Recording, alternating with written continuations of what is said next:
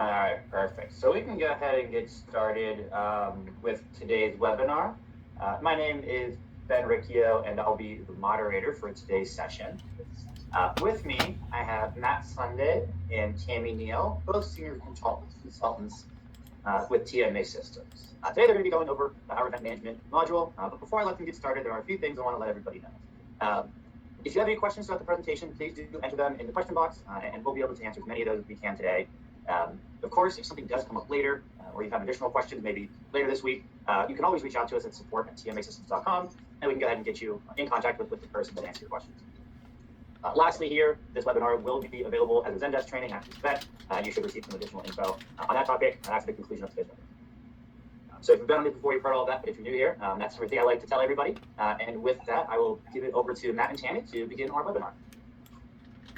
Hey, good morning, everybody. I'm Matt Sunday. I've been with TMA Systems for about 11 years now. I'm a senior consultant, and I have usually do installations with WebTMA 7, from beginning to end, taking a client from nothing into going live with the product there. And today we're going to be looking at kind of like a plugin here called the Event Management module. And in the past here, we have had an event manager software inside of WebTMA, but this is going to be something that is leaps and bounds better than what we had previously. And this is kind of moving into the true event management environment. And presenting also with me is Tammy Neal. She's a senior consultant as well. And we will both be presenting tentatively at the UC. That's going to be our topic, is this event management. So we'll definitely be available for questions and things like that. For those who have attended the UC, that is our annual conference that we have. And that's where different sessions occur, and they're usually topical based, kind of like the webinars here. But today we're going to be looking at that looking in depth at the event management module there. We're going to be going through the different, let's see here, the different pieces of it. We're going to be looking at the forms that you can create, kind of the workflow of the event management. We'll be looking at the front-facing forms for the requesters. There will be internal forms and calendars that we'll look at. There is some setup that we'll review for the event management module, and there is interaction with WebTMA 7. There is some integration there. We'll kind of go over that as well. There are ways that you can generate work orders within the system, and there are ways that you can manage that workload within WebTMA 7. So this is kind of outside of WebTMA 7. You'll see once I jump into the login session or the login window, you'll kind of get the gist of how it is more of like a plug-in module than inside of WebTMA like you were used to in WebTMA 5.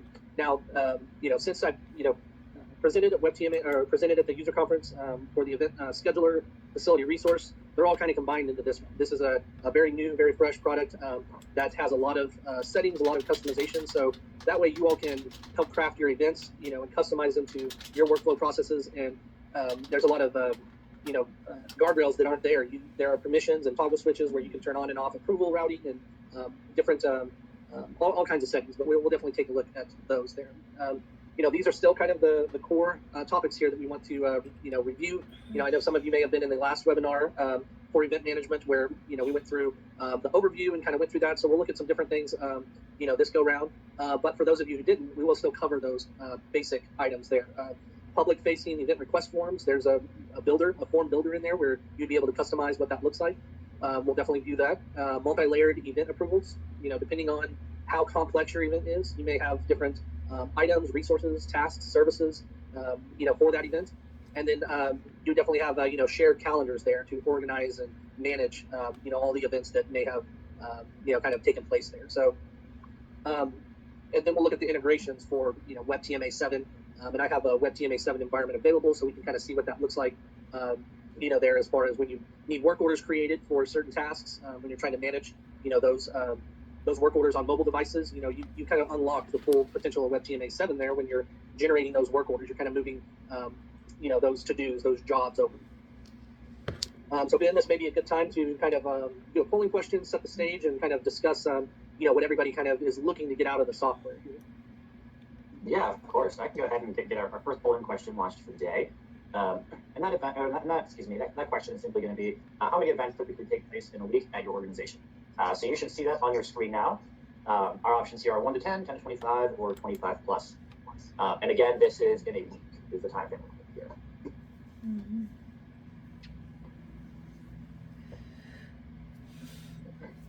So so far it's So just looking, get some time. yeah, usually give them about a minute, and it's actually looking very even right now. I don't think I've ever seen a poll question have such even distribution among the options. So we're already having pretty good participation here on this one, so I thank everybody for that. We'll do another 10 or 15 seconds here, and then we can take a look at the results.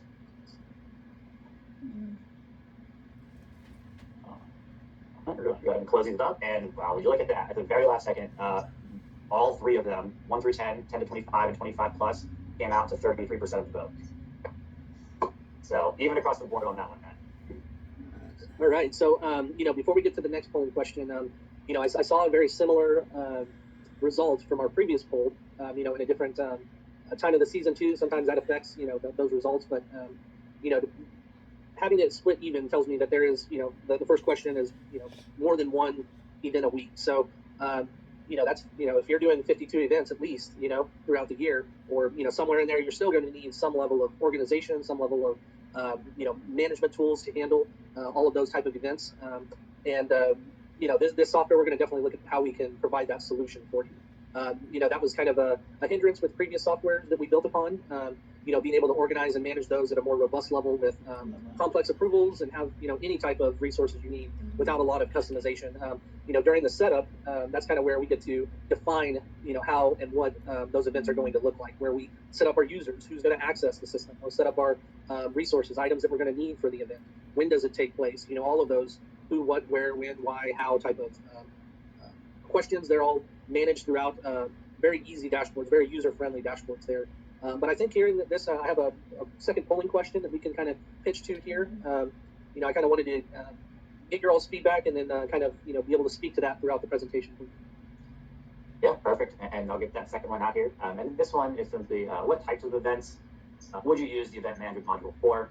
So a couple options here are academic, athletic, community, conventions, or other. Maybe you have a major option that isn't up there. Feel free to throw that in the chat box so we can see that as well.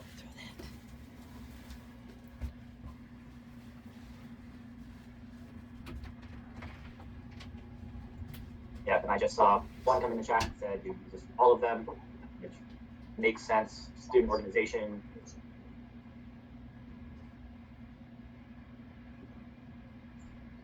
All right, so we can go ahead and close this one up here in just a few seconds. We'll see a couple of votes trickling in.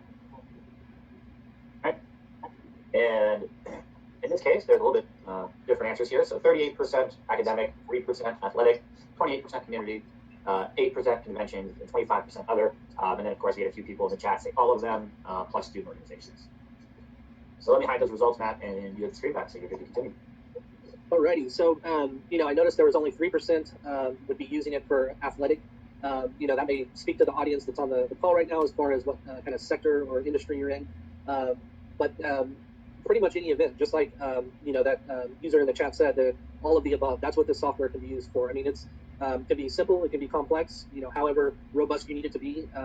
I've seen enough settings within the event management module that you can pretty much craft it however you like. So, what we'll end up doing here is getting into the software now and taking a look at it. But we're going to kind of, keep those polling questions in mind as we work through the workflow process here in the different screens. I'm going to go through some of the functionality. Some of you may be, familiar with how WebTMA is set up and configured. We're going to look at some of those comparisons within the software here for the event management. Now, once you are licensed for the module, you are going to have a way to log in. So you're going to have an address here that you're going to go to, and you're going to have this kind of login screen here. Basic, information, credentials. You want to stay signed in.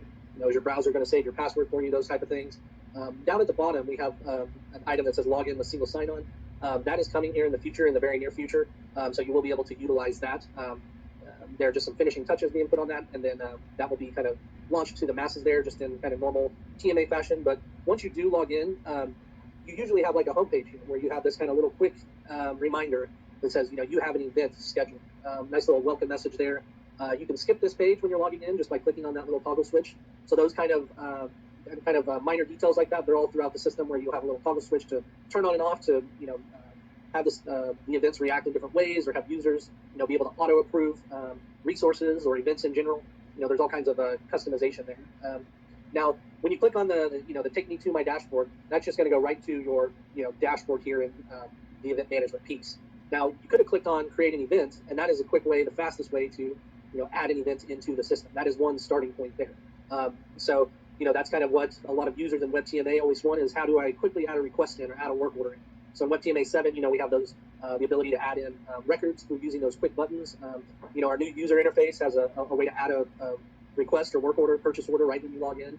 So those are some elements that we wanted to include to make it more efficient. So if you are doing 25 plus events in a week, you're able to either make those on the fly, you can set them up to recur, but you have a quick way to start adding an event into the system. Now, that is one starting point for an event. Another starting point might be from an outside user where they're going to have a public form that you build inside of WebTMA that asks them the questions that you want so you can start that event. Or, it goes through an approval process where you can also reject that event as well.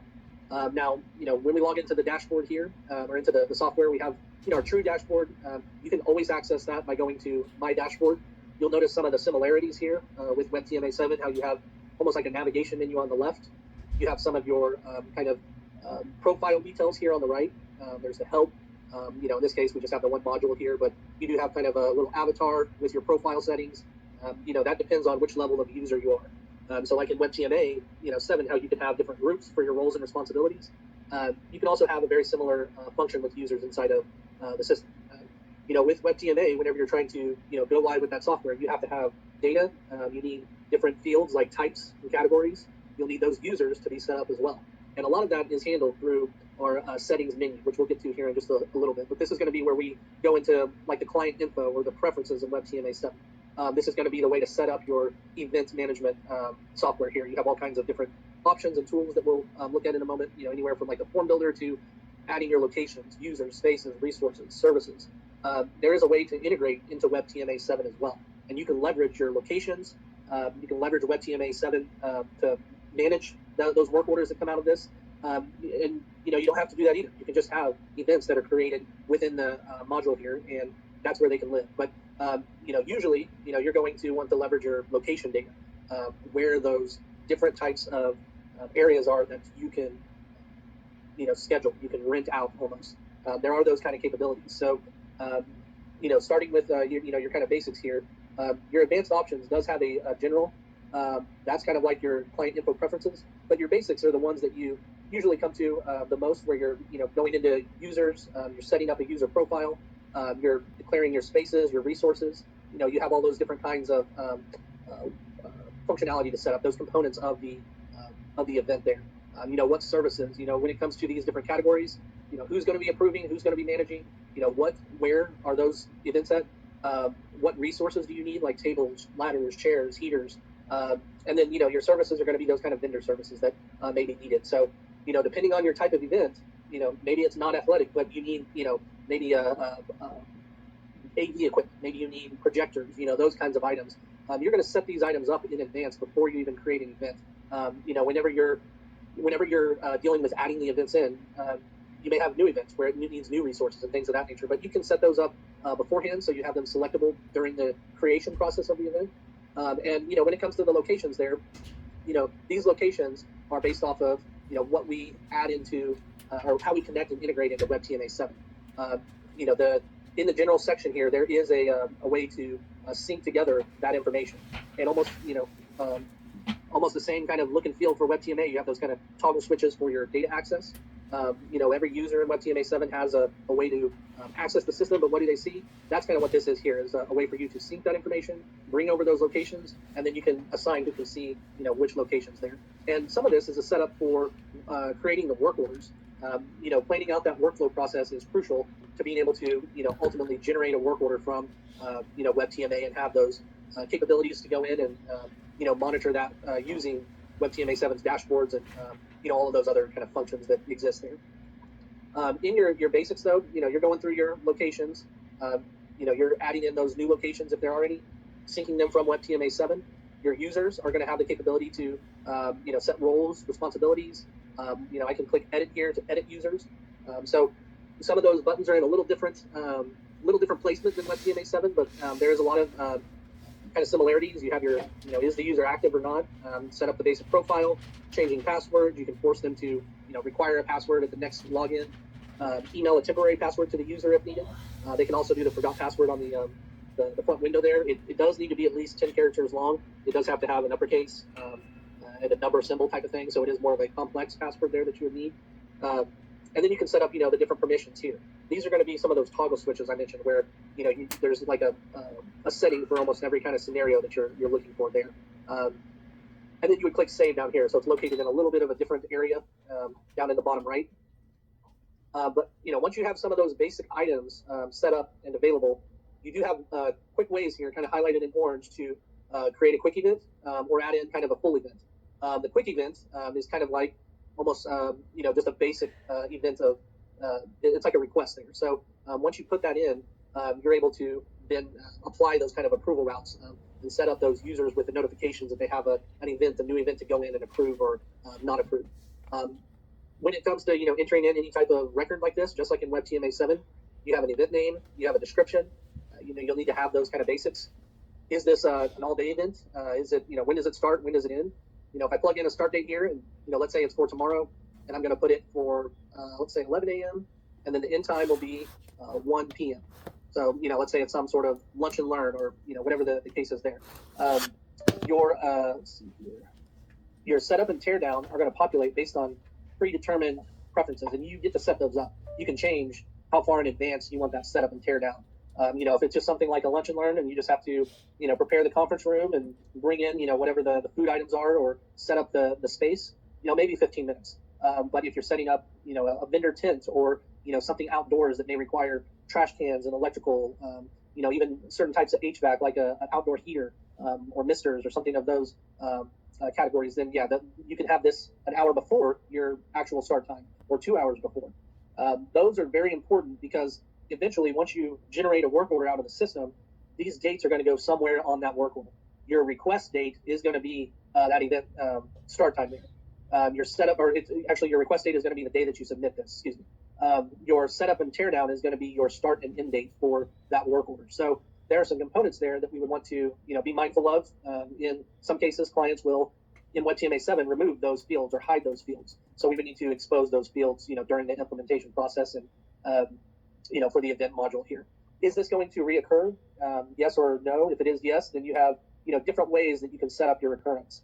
The custom one down here allows you just to go in and select anything from the calendar, so you don't have something that automatically sets up weekly on a Wednesday or monthly on the second Wednesday or anything like that. But once you click those are just examples in the dropdown. That's not what you're actually setting it as, because you can come in here and kind of customize that as well. You have those options there to come in and say, well, let's do it on Tuesday, or Monday, or weekdays, only the weekends, recur however long. These type of settings here are, all customizable. We go ahead and I'm going to go back up to none, just make this a little more simple here. Then we have our locations. Where is this going to take place at? You're choosing those locations, which can be added to the event manager or integrated from WebTMA 7. Is it offsite or virtual? There are other components here that once you toggle these, you'd be able to set up, potentially a Zoom integration for your virtual webinar or something of that nature. Offsite, is it a location that is, not listed, or is it, somewhere where you're going to have to prepare travel, and what resources would be needed then as well? Are you hauling items in a box truck for an event for like a wedding, or, are you, unloading tables and chairs from one side of the campus to the other? All of those can be, noted and kind of described in your event setup. And then is it public or not? Is this just something that you're tracking internally? Or is it something that is going to be front facing, like a community event where you're going to have a bunch of vendors that are going to apply, or they're going to request, to be a part of that, and you're going to have to track all of that. So, if it's public, you may want a public form so that they can fill that out, with your questions that you want to direct them to and get the information you need. You can build those forms, really however you like there, but we'll look at that in a moment. Now you have categories. So I mentioned in the beginning there was kind of, some setup involved, like TMA has types. There's categories here inside of the event manager. And these categories have subcategories. And you'll notice these are kind of directed toward, like a university, community college type of campus. They could be anything. This is, up to us how we want to set this up. And a lot of those are going to follow that polling question 2 that we looked at, where you can have, different categories. These come in handy for analytics and reporting, being able to search, find, filter, different events. If you have 25 events a week or more, and, you're doing that, you're probably hitting, certain seasons like April and May at a university where you start to get busy with end of semester, graduation type of items. Maybe at the beginning of the season in the fall, there's student orientations, job fairs, things like that, blood drives, whatever the case is, you can have those different categories here, and they can be set and tailored to, your kind of operation there. And then, we may not want to approve the auto event, but a good thing about a lot of these kind of different functions here is it's kind of showing the tooltip in the background there, but a lot of our tooltips are interactive where you can kind of click on them to see what does this thing do? What does this mean if there's a red exclamation point, or, a lot of those you just hover over and you'll be able to see that information. You can put how many users are going, or how many people are going to attend the event, and you can, create that event. That event will live on your dashboard, and you may have to approve, an event. All of these different rows here have a plus symbol on the very right, and a quick way to search for certain items here. So you can see I have my community event here. It's upcoming in the next 30 days. This dashboard here is it blows our previous event software kind of out of the water there. This is a really quick way to see what's happening, be able to organize it, digest the information, and, really manage it in a very effective way. Here is, some of that in action with those tooltips, the little thing where it pops up when you hover over it. This shows that it's in a lobby conference room. There are resources that are needed, services that are available. You can go into this event. So just like in WebTMA 7, how you have an identity tab or you have a records list that you're looking at. When you click on it, you're actually drilling down into, kind of the core of that record there. All of these here have, a way to kind of expand them. There's a very handy search function right here. Pretty much contains anything you want to search for. There's a way to export your events. So if you do need, to pass some sort of file along, or actually print it out or something like that, you do have ways to accommodate that.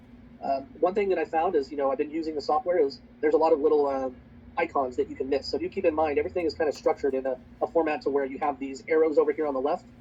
You click it and it'll drop down, those type of items, or those that data that you're looking for. Each one of these dates are recurring. So then, what are we looking at, here as far as what's approved, what's not approved?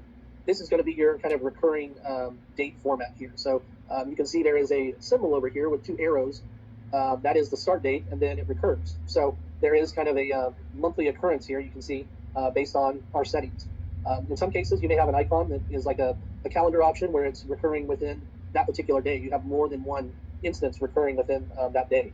So this one here just means that it's recurring throughout different days of the week. You can see when it's created. And then if you click on this, it will take you to the profile for this particular event here. It gives it an ID, a schedule ID. So now you have some uniqueness to those. You can find items by that, but it does create a unique event there. That's really all that's doing. You can give it a name, description, just like we looked at. You can change, modify those items as needed. I can come in here and say, I don't want this to recur. All of those are available after, you've actually, submitted that, and you're submitting for approval right here. Any changes that you're making, you can choose to submit for approval. In the event that you auto approve, you're kind of skipping that step there. It's, sometimes if you're an admin and you just know that it's going to be done, or you're the event manager or coordinator and you know that event's going to happen, you can set your user profile up to auto approve, certain events that you're putting in. Now, you have a delete, cancel, copy, update, next. Next is going to take you through these tabs here. So just like in a WebTMA 7 fashion, if you're building a report or you're looking at a work order, you have a details identity tab, and you have your other tabs that supplement that particular event. Now, some of these will have a little catch before you click them. So you get a pop-up window. You do get some audible tones there too that let you know that something's about to happen. So you will have to confirm that you want to delete an event or cancel an event. There is ways to copy that event. So if you do want to have a template there, there are other ways to kind of create make it kind of like a template. But this would let you go in and just copy that event and change what you need for the next one. If you make changes to it, you do need to click update. So there isn't really a save there. It is an update. If I click next, that's going to take us to any contacts that we have for the event. If I do go click next again and I go to my items, you have your spaces, your resources, and your services. And this one here is more of like an event request. So if I look at all of my events here, let's say I go to this kind of community event and I look for my items in this different community event here. You can see I do have spaces that you can add, set up. You can filter and search by those spaces. Your resources, you would have already had to predefine what kind of resources you want. You select those when you're creating the event. And then your services, a lot of that is all going to be set up, in your resources, services, spaces available. You're going to have those components where you set them up here so they're available during your request process or your, creation process of the event. But you can, turn them off and on. there is a way that it checks for certain conflicts for those services. So if you are, performing a complex event and you have services that are, very tailored to maybe even a specific food vendor or specific types of IT support for, additional Wi-Fi or, any type of AV type of equipment, we want to make sure that those services are not also scheduled during the time you need them. So there's a little check mark here that will look out and determine that. If they are, it will tell you there is a conflict. So that this does have very kind of slick features like that where, there is an issue with two different calendars, you double booked them. You can override those conflicts. You can set up, items like that where you may be using kind of the same space, so to speak, or the same items, but you may need them at the exact same time. So, there are ways to kind of override those. And with your resources, if you have too many resources that you're asking for, you're going to get those kind of error issues there that are going to say, okay, well, there's a shortage now. And you'll notice here's a little icon there. So something is wrong with this. Shortage exists. We only have 250 folding chairs. You need 300. What you can ask the questions, to figure that out from there. But, it is kind of going to give you those bumpers so that you can, operate within your predetermined kind of criteria. And, you're not having an event where you have a shortage of something. I'm sure we've all been to, some of those where, the appetizers are out now, or, there's beverages that are gone that we wanted, or, too many, there's not enough tables, those type of things. So this is really, also kind of speaking to the experience of who's going to that event. It gives you a very great way to stay organized and manage those. In your kind of setup, these are other ways you can modify these particular items here. If you're requesting events, you can even have forms for those particular requests. So, if there is outside vendors, you may require insurance for them.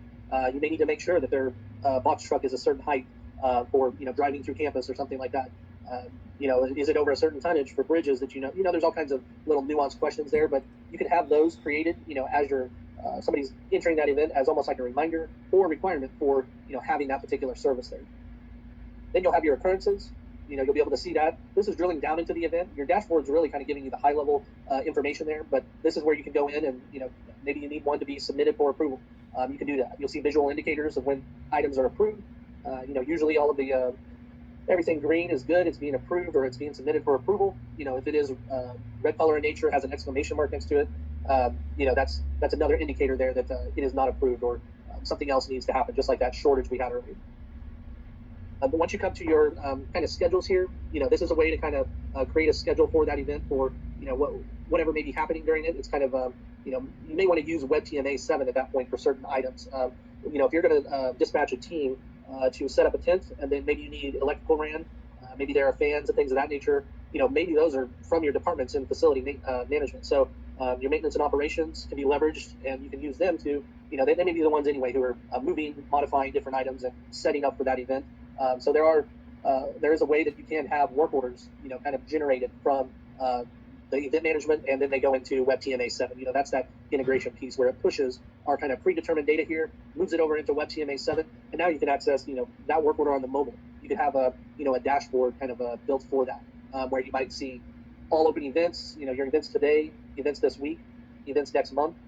It's really up to us how we want to create this kind of environment for handling your events. But the integration into WebTMA 7 just opens up those kind of possibilities, and you may have that exact kind of work order. You can zoom right to that work order there. So when I click view the work order, it's going to take me right into WebTMA 7 and send me or pull all that information. So now I have my event setup and teardown. You'll want to think about what tasks in WebTMA 7 we need to utilize for that. Work order types, priorities, all those kind of items need to be set up beforehand for this. So there is kind of implementation with both of those different sides of the integration here. So that is a quick, nice function where, you're in the event manager, you view the work order, and it just takes you right there. So, if a lot of users on the software or on the call here today are, using this WebTMA 7 software, then that integration is key because you can now manage it down at the actual workload level, your trade level. You can have all of those kind of dispatched. Whereas, in your event software, you could stay, simple in that kind of basic realm and, manage it all there and just kind of do it there if it's, a real small event. But, for those major events, you do want tracking like this where you can start to monitor that. How long does it take to do any of this in real time? That's kind of, options that you can track from your task code, from your task time, from your lapse time information. At that point, all of the WebTMA 7 features are available and opened up there. And then back to your event software here to kind of finish this out. We have some other kind of ancillary items that you may want to utilize. If you're really getting down to the nitty gritty here with having the cost associated with these items, you could use this software if you're an event management company. If you're a wedding planner, if you're an event planner, all of those, you can charge out for. You can track all that information and have real costs, real tax rates. The calculations happen in the system, and then you can export it to Excel if you need to. There's also a way to generate an invoice. So that's one of the components there where I mentioned you can really use this if you're like an event management company there. That's also something you could utilize for chargebacks for an event to a different department. If you are, or a different, just a different department on campus, School of Law is putting on a job fair or something like that, and they need to use facility management. You have all those capabilities to track and generate invoices, but then when you're doing the workload, you can still leverage WebTMA 7's accounting and billing chargebacks. So there is kind of, all those components kind of, in one way or another, you'll be able to use those for, your true accounting purposes there. And then here's a summary. So you do have an event summary for your kind of overall here. There is a way to download a file, an ICS file, and incorporate that into your Outlook, Gmail calendars. But these are kind of the extra ones here, extra kind of functionality. You do have a conversations tab that allows you to talk about this event with other users. So that way, if there are questions, they can be posed in here with different notifications, different kind of aspects of being able to chat right within the event module here. Then you do have history. What has happened, when has anybody did this or that. Kind of like our audit history details for WebTMA 7. Now, once you're getting events into the system and you have some resources, some spaces set up, as you're using your kind of dashboard here to manage those, you do have your calendar. And this is a function that everybody loves here, is the calendar, being able to see these visually instead of like a line item view there. You'd be able to see some basics of what those events are. You hover over them, tells you a little bit more information. Earlier when I talked about the icons, we have tons of icons here where you'd be able to kind of see there are resources, spaces, services needed. If I hover over this one, you can see there are no resources or services. And there's a little like projector kind of camera thing next to resources. You have an icon for like a wrench next to services. If I come over here, you can see those are filled in. So, there's some quick visual items that as you start to use the software, you'll get familiar with and be able to, speed up the process of, recognizing different events, what's needed, if there is something needed. Once you click on those, you'll be able to go right to and jump to that particular event and make any updates and changes you need. Your calendar options do have a way to filter. So I can look by date, and then I can click on the filter option and actually only choose certain types of events. If you're managing campus-wide events and you do have, maybe only 3% athletic, but maybe you have a lot of academic events, different orientation, speakers, lectures, those different types of items, you can go through and filter based on those. You can filter by locations, all of those different ways we set up the event. You can come in here and, filter your calendar by those options there. And then you would just click filter at the top or bottom, and then, it would kind of set that for you there.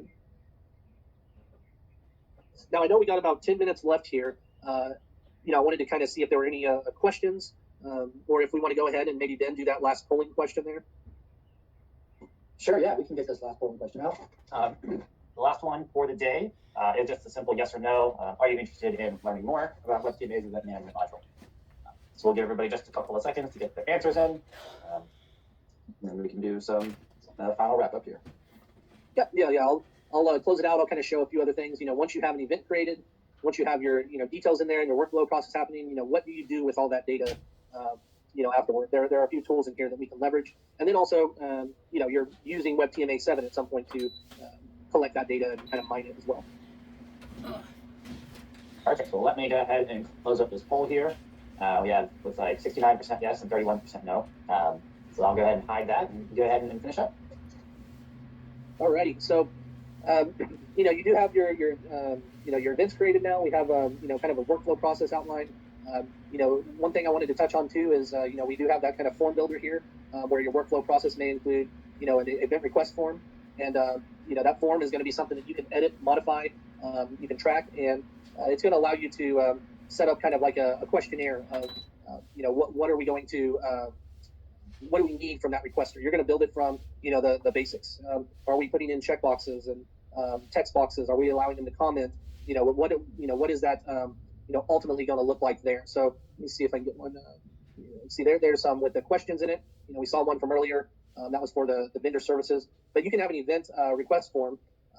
That basically see here looks like this, where you have your first, last name, email, phone number. You can dress this up with maybe a logo, a picture. But this would be your outside users putting that request in, and they're asking for that particular event.